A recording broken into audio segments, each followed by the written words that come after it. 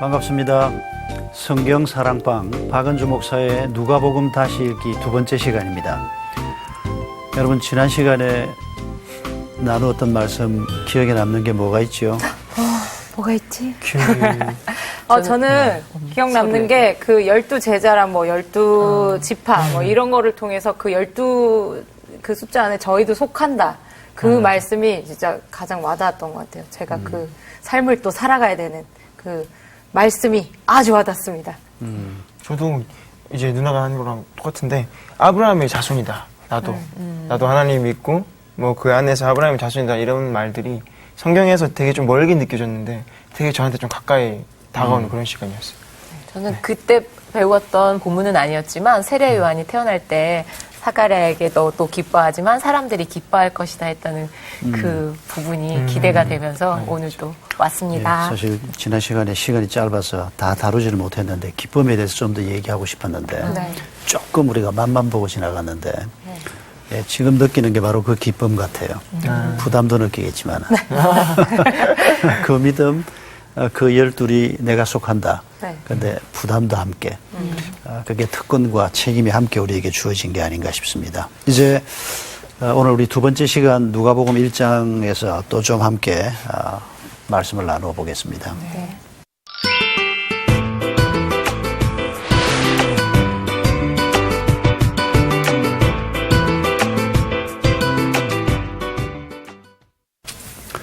자, 오늘 본문을 누가복음 1장 26절에서 31절까지만 이번에도 우리 한 절씩 나누어서 읽어볼까요? 네. 26절부터 31절까지. 위원자매부터 한번 읽어주십시오. 여섯째 달에 천사 가브리엘이 하나님의 보내심을 받아 갈릴리 나사렛이란 동네에 가서 다윗의 자손 요셉이라 하는 사람과 약혼한 처녀에게 이르니 그 처녀의 이름은 마리아라. 그에게 들어가 이르되 은혜를 받은 자여 평안할지어다 주께서 너와 함께 하시도다 하니 처녀가 그 말을 듣고 놀라 이런 인사가 어찌함인가 생각하매 천사가 이르되 마리아여 무서워하지 말라 내가 하나님께 은혜를 입었느니라. 같이 읽읍시다. 31절. 보라 내가 잉태하여 아들을 낳으니 그 이름을 예수라 하라. 네. 아멘. 오늘 우리가 생각하려고 하는 핵심적인 키포인트는 하나님이 우리와 함께 하신다. 임마누엘이란 말입니다만은 근데 성경이 하나님이 우리와 함께 하신다. 오늘 본문에서도 하나님이 마리아와 함께 하신다. 이런 표현을 쓰시는데 여러분은 주님이 나와 함께 하신다. 주님이 나를 다스리신다. 주님이 내 삶의 주인이시다. 라고 생각하면 먼저 드는 느낌이 무엇입니까? 약간 저는요 이렇게 요즘에 CCTV가 많잖아요. 그래서 약간 저를 이렇게 감시하고 있는 느낌? 네, 그런 느낌 들어요. 저는 그런 격 있으시잖아요. 이건 좀 관점이 다른 얘기인데 배가 너무 아파. 근데 화장실 가야 돼.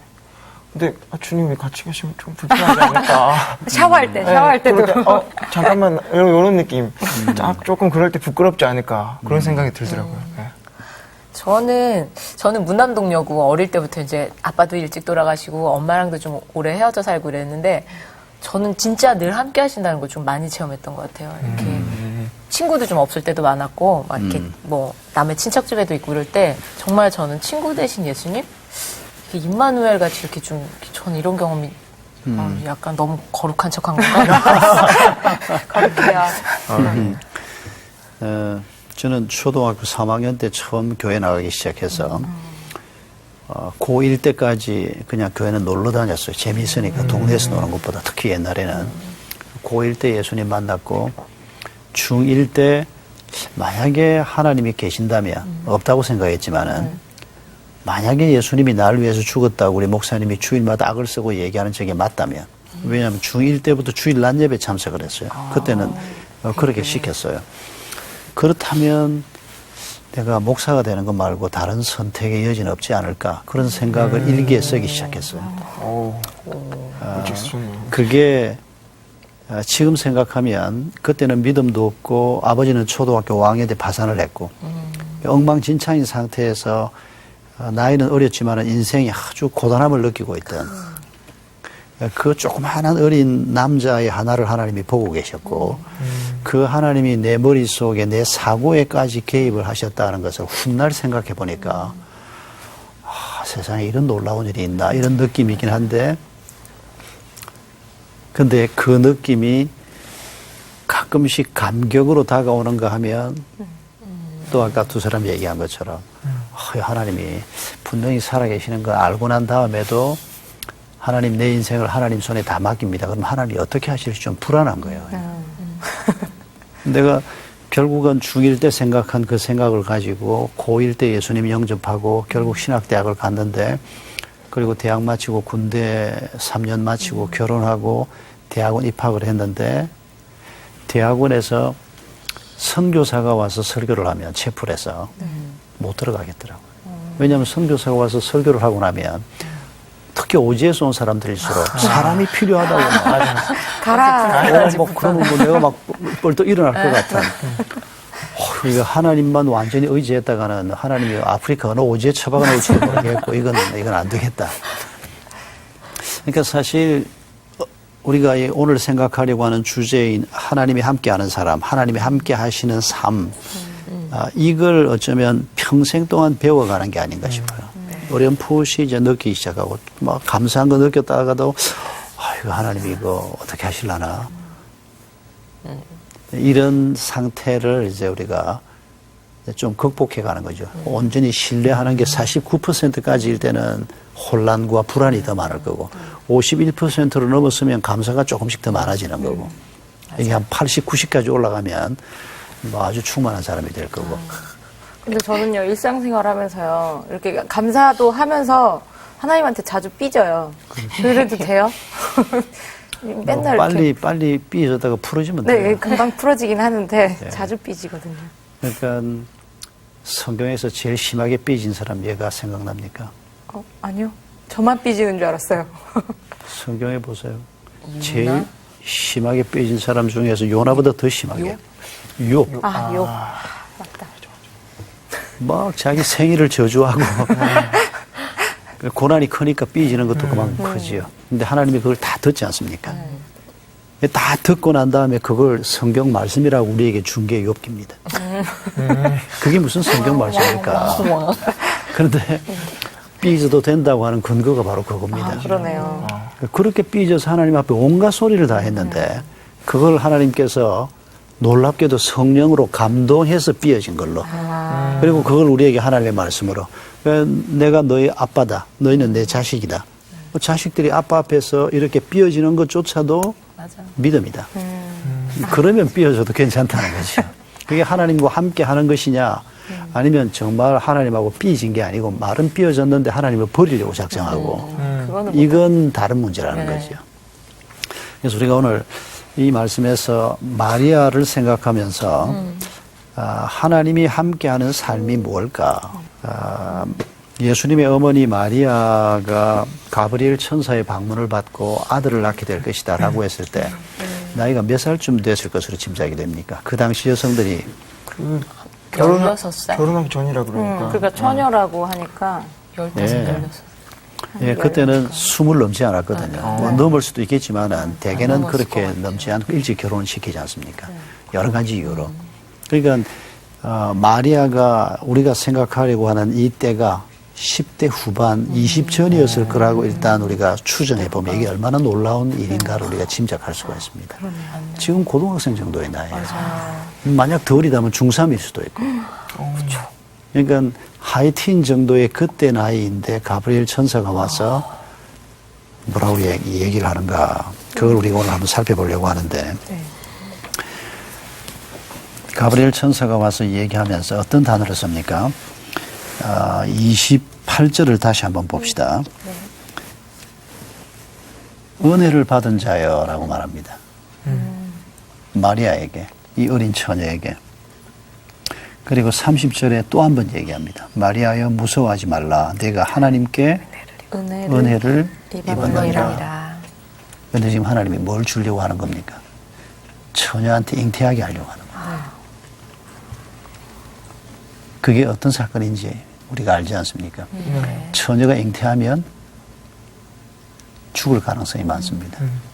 결혼을 아직 안 했는데 정혼 상태에 있는데 실제로 요셉이 마리아가 잉태했다는 사실을 알고 이 여자를 고약하게 만들 수가 없으니까 조용히 결혼 정혼을 끊어버리려고. 근데 꿈에 하나님이 말씀하셔서 요셉이 이게 성령으로 잉태된 거라는 걸 알고는 결혼을 하긴 하지만은 그런 사건이에요. 지금도 마찬가지지만은 그때는 조용히 끊어서 끝나는 게 아니고 돌에 맞아 죽을 수도 있는 가문의 수치가 될 수 있는 이런 사건을 주님이 지금 말씀하면서 은혜를 입은 자예요. 물론 역사가 지난 지금 생각하면 마리아가 얼마나 놀라운 선택을 받은 사람인가를 우리가 알 수 있어요. 아무도 몰랐던 단 한 사람도 몰랐던 하나님의 비밀을 마리아가 알았습니다. 예수 그리스도라고 하는 분이 내 몸을 통해서 태어난다. 아무도 몰랐지 않습니까? 요셉조차도 성령으로 잉태됐다고 하지만은 마리아만큼은 잘 몰랐을 거예요. 그러니까 마리아가 엄청난 일에 지금 부름을 받고 개입을 하게 되는 건데, 근데 실제로 하나님이 주신 그 엄청난 일, 하나님이 함께 하심으로 마리아 쪽에서 치러야 할 부담은 죽을지도 모른다는 거예요. 33절을 한번 봅시다. 마리아에게 아기 예수님이 태어날 것을 얘기하면서 그 예언 중에 33절을 우리 다 같이 한번 읽어볼까요? 시작. 영원히 야곱의 집을 왕으로 다스리실 것이며 그 나라가 무궁하리라. 그러니까 당신이 낳게 될 아기 예수가 야곱의 집을 왕으로 다스릴 것이다. 야곱의 12아들 말입니다. 그리고 그 후손들인 이스라엘 말입니다. 그런데 예수님이 지금 다스리고 있습니까? 그 후손들을 혈육으로 말하면 지금 이스라엘 백성들이 전 세계 한 1300만 남짓 된대요. 한 절반은 팔레스틴 땅에 살고 있고 한 절반은 미국을 비롯해서 전 세계에 흩어져 살고 있는데 그 사람들조차도 지금 하나님 믿지 않습니다. 내가 확인한 자료에는 10%가 채 안 되는 사람이 여호와 믿는 신앙이 있대요. 우리가 말하는 유대교. 나머지는 그냥 우리 옆집 사람 같은 세속적인 현대인입니다. 그냥 뭐 6월절 되면 조상들이 지키던 명절이니까 옛날 우리 민족을 뭐 해방시켜 주신 날이다 이런 정도지. 더 이상 믿음은 없는 사람들이 90%가 넘고 한 10%. 그중에 극소수가 그리스도인들이고. 한마디로 지금 이 말씀은 야곱의 집에 왕노릇 우리 하나님이 예수님이 못하고 있어요. 그러나 예수님이 오셔서 예수님을 버린 이스라엘 대신에 12 제자를 세우고 새 이스라엘을 세우고 감람나무에 젖붙인다는 말씀을 로마서에서 하지 않습니까? 그렇게 해서 하나님 집 식구가 된 게 바로 우리들이라는 겁니다. 그러니까 야곱의 집이 이제는 혈통을 따라서 만들어진 그 야곱의 집이 아니고 믿음을 따라 만들어진 그래서 아브라함의 믿음을 따라 야곱의 믿음을 따라 아브라함의 하나님, 이삭의 하나님, 야곱의 하나님이 같은 믿음을 가지고 있는 오늘 우리의 하나님이라는 거죠. 바로 그 사람들에게 왕노릇 하시는 분이 예수 그리스도다. 신약교회와 우리가 그렇게 복음을 받는 겁니다. 그럼 우리에게 축복인 거네요. 우리가 유대인들 대신에 이 엄청난 축복을 받은 거죠. 예수님이 야곱의 집에 왕노릇 한다고 했습니다. 하나님의 나라를 얘기하는 겁니다. 하나님의 나라에서 가장 중요한 게 통치권 아니겠습니까? 네. 누가 왕이냐? 예수님이 왔을 때 유대인 지도자들에게 왕노릇했던 존재는 예수님이 아니고 하나님이 아니고 돈이었지 않습니까? 권력이었지 않습니까? 로마하고 결탁해서 백성들의 피를 빨아먹고 이 서기 70년에 유대 독립전쟁 때 예루살렘이 무너지지 않습니까? 로마의 공격으로. 그리고 예루살렘 성전이 무너졌는데 그 성전 지하에 은화 250만 개가 나왔다고 하는 기록이 있습니다. 어마어마한 돈입니다. 백성들은 굶어 죽어가고 있었습니다. 마리아가 수태고지를 받던 우리가 읽은 이 장면이 중세 화가들이 그린 그림을 보면 동굴에 있는 마리아에게 통보를 하는 장면이 나옵니다. 살 집이 없으니까 굴을 파고 사는 거예요. 백성들이 그렇게 가난하게 살고 있는데 성전에 있는 은화 250만 개가 누가 저축해 놓은 거겠습니까? 제사장들이 하는 거죠. 그 성전 관리 책임자들이 제사장 아닙니까? 어마어마한 부가 거기에 있는데 나라는 망하고 백성들은 굶어 죽어가고 있고 결국 성전도 무너지고 예루살렘도 무너지고 이스라엘 전체가 무너지는 그리고 사도들을 통해 하나님께서는 새 이스라엘 운동을 시작하는 이 새 이스라엘 운동 속에 우리가 지금 부름을 받았고 이제 마리아 얘기에서 우리가 하나님이 야곱의 집에 왕 노릇할 분이 마리아를 통해서 태어나는데 이 마리아를 하나님이 쓰셨는데 마리아가 나사렛 사람입니다. 시골 출신이라는 얘기입니다. 부잣집 처녀가 아니에요. 여염집의 규수라기보다 아가서에 나오는 얼굴이 시커멓고 뭐 나가서 막 일을 해서 아주 보잘것없는 이런 여성이라는 얘기입니다. 아주 예쁘고 뽀얗고 이런 여성이 아니에요. 시골에서 뭐 밭에 나가서 일도 하고 그러니까 평범한 혹은 평범 이하의 여성을 하나님이 부르셨습니다.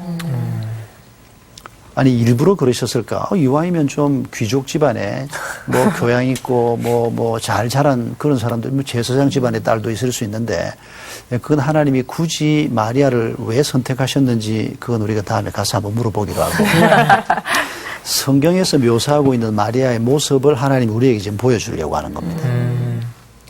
그런데 천사가 와서 은혜를 입은 자여 이게 2번씩 반복됩니다. 하나님이 내게도 은혜를 좀 입혀주셨으면 좋겠다. 어떻게 하나님이 은혜를 입혀주시길 원할까? 굉장히 위험한 일에 불러주심으로. 오케이입니까? 아니, 좀 어려울 것 같아요. 힘들 것 같아요. 그런데 사실은 우리가 하나님 나라 백성이 된다는 것 자체가 말도 안 되는 나라에 우리가 개입을 하는 겁니다. 숟가락도 그냥 숟가락도 아닌 엄청 큰 숟가락 얹는 거죠. 그렇지. 대왕만한 수저를. 이런 수저를 지금. 우리가 예수를 믿는다는 것 자체가 뭐 2000년 전에 태어난 목수를 뭐 왕이라 그러고 내 주인이라 그러고 네. 이것부터가 다른 사람들이 볼 때 이게 무슨 말도 안 되는 소리를 하나. 그걸 어떻게 믿어? 이런 사람. 그렇죠. 네. 그리고 그분이 살라고 하는 삶 또한 이렇게 살다가는 쫄딱 망할 거 아닌가. 이렇게 살다가는 정말 바보 소리만 듣고 말 거 아닌가. 그런 두려움을 느낄 수밖에 없나. 꼭 마리아가 느낀 것처럼. 그러니까 은혜를 향해서 하나님이 말씀하시는 이 은혜를 향해서 들어가는 문이 좁은 문일 수밖에 없는 게 지금 마리아를 통해서 생생하게 보여지는 겁니다. 지금의 우리랑 거의 흡사하네요. 마리아 얘기가 사실 우리 얘기라는 거죠. 네. 왜 마리아일까?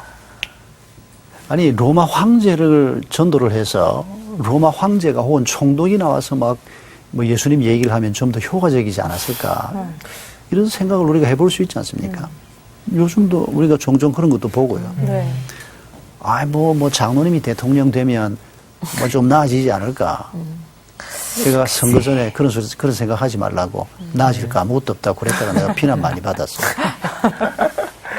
예수 믿는 사람이 중요한 지위에 나가는 거, 그거 우리가 뭐 당연히 기뻐해야 되고 또 그런 책임을 하나님 주시면 감당해야죠. 네. 그러나 장로님이 대통령 됐다고 대한민국의 전도가 더 잘 된 거 아니거든요. 그건 전혀 다른 문제거든요. 예, 어떻게 새로운 하나님의 나라가 세워지냐, 하나님이 왕 노릇하는 이런 세상이 세워지냐, 더 이상 고통이 없고 더 이상 사람들이 아픔을 겪지 않아도 되는 불완전하지만은 그래도 이 땅에서 그런 하나님의 나라가 세워지나, 하나님이 함께하는 사람들이 있을 때, 하나님의 통치가 받아들여지는 사람이 있을 때 그 통치로 말미암아 주어지는 정의와 평화가 거기에 있게 된다는 거죠. 그 샘플로 지금 우리에게 마리아를 보여주는 겁니다. 그렇단 말이야. 맞단 말이야. 맞아요. 죄송해요. 선생님, 그럼 그 하나님이 부어주시는 그 은혜가 마리아가 지금 순종함으로써 그 어려운 환경이나 이런 것들 순종함으로써 지금 그 은혜가 된 건데, 만약에 저희가 살아가면서 저희한테 부어주시는 은혜를 저희가 은혜인지 모르고 걷어차는 일이 되게 많겠네요. 그런 당연히 많겠죠. 그렇죠. 이스라엘 백성들이 그랬던 것처럼. 맞아요. 저도 있었을 테고. 맞아요. 저도 네. 있었을 테고. 저도 있었어요. 그러니까 마리아가 만약에 나는 그런 위험한 짓 못합니다. 그런 무모한 짓 나는 못합니다. 그랬으면 하나님이 누군가 다른 사람을 택했겠죠. 그러나 마리아는 그 영광에 끼이지 못하는 거죠. 오늘도 꼭 같은 일이 반복되는 겁니다. 하나님께서 지금도 하나님의 나라를 세우기를 원하는데 우리 가정이 하나님의 나라가 되기를 원하고 결혼도 하나님의 나라를 세우는 운동의 일환인 것을 미혼인 세 분은 반드시 기억해야 됩니다. 네. 아멘, 아멘. 에베소 5장 26절, 27절을 보면 두 부부가 만든 가정을 얘기하면서 흠도 티도 없는 영광스러운 하나님의 교회로 세우려 하십니다. 바로 하나님의 나라 얘기를 하는 겁니다. 우리 한 사람 한 사람을 두고도 우리를 고린도전서 3장 16절에서 성전이라고 얘기하지 않습니까? 성전이 뭡니까? 하나님이 임재하는 곳, 하나님이 함께하는 곳, 하나님이 통치하는 곳. 그러니까 우리가 하나님이 우리를 왕이 되셔서 다스릴 때 마리아가 보여주는 이런 순종을 하는 사람을 통해서 하나님의 정의와 평화가 바로 그 사람이 있는, 그 사람 발이 닿고 있는 그곳에서 2000년 전에도 지금에도 일어난다는 거죠.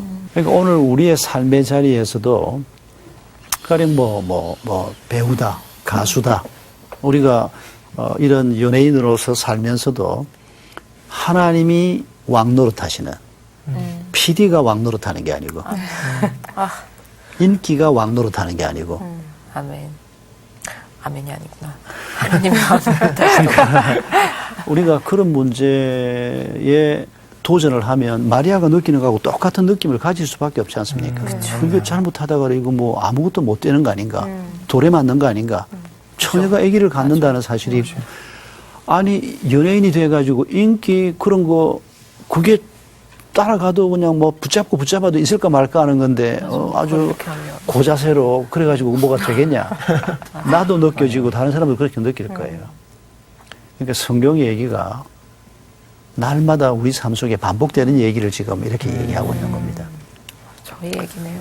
되게 현실적인 얘기네요. 성경 말씀. 그렇죠. 저는 그게 마음이 너무 뜨거워져서 다시 돌아왔을 때, 전 그게 콜링인 줄 알고 신학하고 싶어갖고, 목사님한테 기도받았더니, 자매님 아닌 것 같다고 그냥 하는 일 열심히 하시라고. 그래서 저는 그게 콜링인 줄 알았는데 또 그렇진 않은가 봐요. 저는 말씀 듣는 거 너무 좋고, 막 교회 일주일 내내 오는 게 너무 좋더라고요. 그때 다시 돌아왔을 때. 근데 그게 또 그렇게 숨는 게 능사는 아닌 것 같아요. 저는 하나님한테 좀 숨고 싶었던 것 같아요.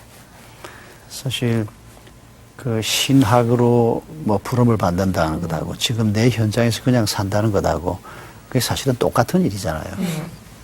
뭐 특별히 구별된 사람이 신학을 가는 게 아니고 물론 하나님이 우리의 직업을 콜링이라고 그러는 거 알죠? 네. 영어로 직업을 콜링이라고 그러거든요.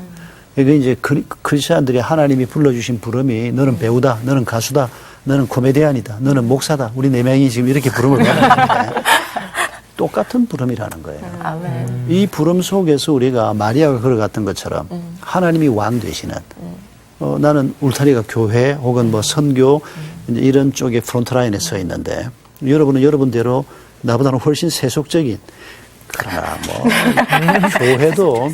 교회도 세속적인 건 마찬가지예요. 역시 사람들이 모여 있는 곳이기 때문에 그 차이가 내가 보기에 별로 크지 않아요.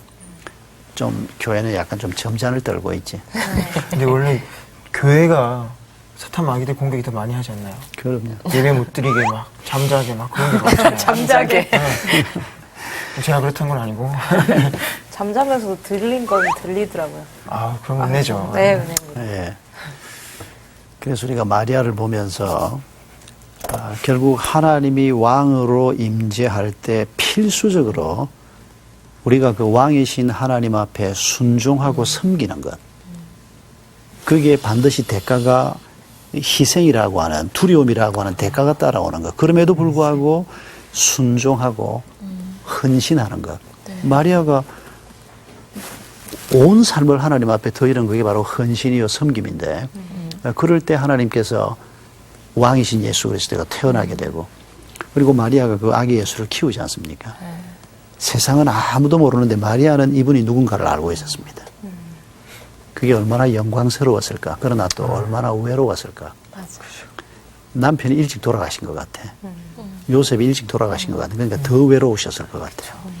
그리고 어머니가 아들 예수가 십자가에 못 박혀 죽는 것을 직접 눈으로 봅니다. 근데 이건 사실은 예수님이 할례 받으러 갈 때 이미 선지자가 예언을 한 거예요. 누가복음에 바로 나옵니다. 마리아를 향해서 얘기할 때 장차 칼로 당신의 심장을 뚫는 고통을 받게 될 것이다. 아기 예수를 품에 안고 그렇게 예언을 하는 장면이 누가복음에 나와요. 그 고통이 바로 예수님 십자가 사건인 것 같아. 어머니에게 뭐 하나님의 아들인 거 알지만은 그러나 동시에 어머니인데 어머니에게 자식이 자기 눈앞에서 그렇게 몸이 찢겨 죽는 장면을 보는 그 고통이 바로 심장에 비수를 치르는 거지. 그렇죠. 그리고 그 예수님이 십자가에 내려졌을 때 그 마리아가 예수님을 안았던 걸 상상하면서 만든 작품, 조각상 작품이지 않습니까? 피에타. 피에타. 그 피에타가 참 기가 막힌 게 그 피에타에 묘사된 그 마리아의 얼굴, 그 슬픔과 평안이 함께 조화롭게 들어있는 참 놀라워요. 그 조각가가 그런 얼굴을 만들어낼 수 있다는 게 참 놀라워요. 그래서 그 피에타가 그렇게 유명한 작품인데 이 예수님도 우리에게 샘플이지만은 이제 예수님이 태어나면서 세례 요한, 마리아 이런 분들이 이런 모습으로 우리 앞에 우리보다 먼저 길을 걸어가는 우리가 뒤따라가야 하는 아니 마리아는 예수님의 어머니가 그 길을 가는 거고 나는 돈 열심히 벌어서 그냥 아마 11조하고 성교원금하면 되지 않냐. 오늘 많은 사람들이 이런 마귀의 술수에 넘어가고 있어. 맞아요. 하나님 우리의 돈을 원하는 게 아니고 우리 자신을 원해요. 네.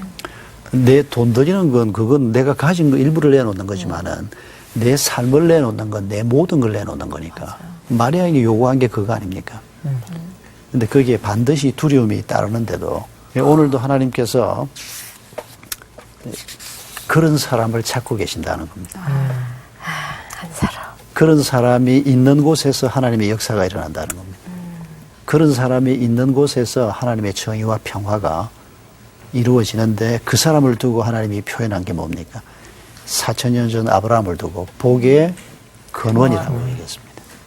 사실 복의 근원은 하나님이에요. 그런데 하나님께서 놀랍게도 아브라함을 선택해놓고 하나님을 믿는 믿음이 있으니까 아브라함을 보고 네가 복의 근원이다.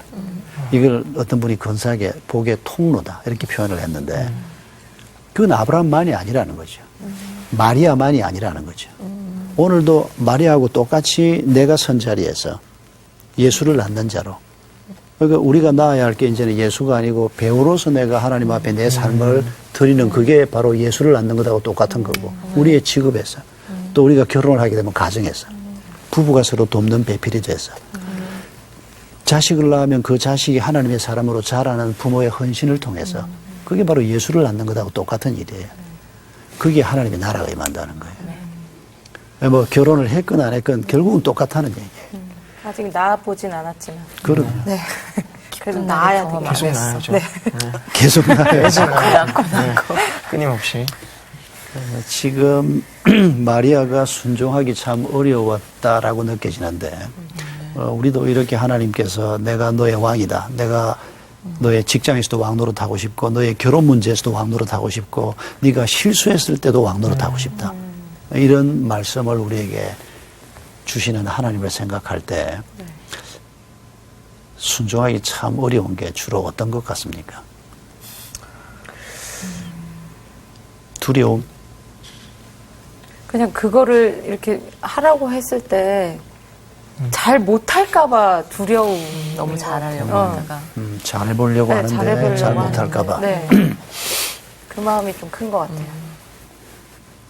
또 그 잘해보려고 하다 보면 욕심이 들어가게 되고 또 그 욕심이 뭐 처음에 생각했던 그 본질을 또 너무나 이렇게 변해가는 게 보면 그럴 때가 되게 마음이 좀 아프면서 그리고 그렇더라고요. 막 이렇게 저희가 뭐 비전을 꿈꾸거나 기도를 하거나 그럴 때 자꾸 너무 거창한 거 하잖아요. 그래서 사소한 것을 놓치기가 되게 쉬운 것 같아요. 뭐 이를테면 시간이라든지 이런 것도 하나님이 왕이라기보다는 이게 나에게 주어진 하루고 시간이다 보니까 요 정도쯤이야라고 이렇게 틈이 게을러지고 이게 내 거라고 써주고 돈도 내 수중에 있는 돈이니까 이렇게 자꾸 그렇게 되는 것 같아요. 그 기준에서 요 정도 했으면 됐겠다라는 그런 기준이 생길 때가 그래요. 저는 그게 참 그런 게 많아지는 것 같아요. 저는. 그 기준을 하나님께서 지금 성경에 있는 기준으로 우리에게 지금 보여주는 거죠. 마리아를 기준으로 보여주는 거지. 근데 우리는 자꾸 마리아는 특별한 사람이고 나는 신앙생활을 해도 거기까지는 못 간다. 이게 사탄의 아주 교묘한 전략이에요. 예수님은 하나님은 마리아 얘기가 바로 네 얘기다. 그래서 이제 누가를 통해서 우리에게 이걸 지금 들려주는 건데 베드로 얘기가 바로 너 얘기다. 근데 우리는 베드로는 사도로 부름을 받았고 나는 거기까지는 아니야. 분류를 나는 해버리니까는. 왠지 유명 인사 같고 우리는 그냥 한낱 그렇지. 서민에 불과한 것 같고. 네. 그러니까 그 의식을 가지고 성경을 보면 성경은 결국 나하고 아무 상관없는 책이 되는 거죠. 동떨어진 얘기. 오늘은 여기까지입니다. 아쉽네요. 벌써 끝났어요. 우리 목사님 말씀 너무 재밌어서 이렇게 쑥 빠져요. 시간 너무 가는데. 다행입니다. 우리 같이 한번 기도하고 네. 마칩시다. 감사하신 주님, 10대였던 마리아를 하나님께서 엄청난 부담을 안겨주는 자리로 부르시면서 은혜를 입은 자라고 거듭거듭 말씀하셨습니다. 저희들 또한 같은 자리로 부름을 받은 것을 고백합니다. 우리가 지금 서 있는 그 삶의 자리에서 예수님을 왕으로 모시는 일, 하나님의 말씀에 순종하며 헌신하는 일이 우리에게도 두려운 일이고 우리에게도 쉽게 걸어갈 수 있는 길이 아닌 것을 주님이 아십니다. 그러나 주님, 마리아가 순종했던 것처럼 저희들 또한 순종하기를 원합니다. 성령 하나님께서 저에게 믿음을 주시고 헌신의 용기를 주시옵소서. 예수님의 이름으로 기도드립니다. 아멘.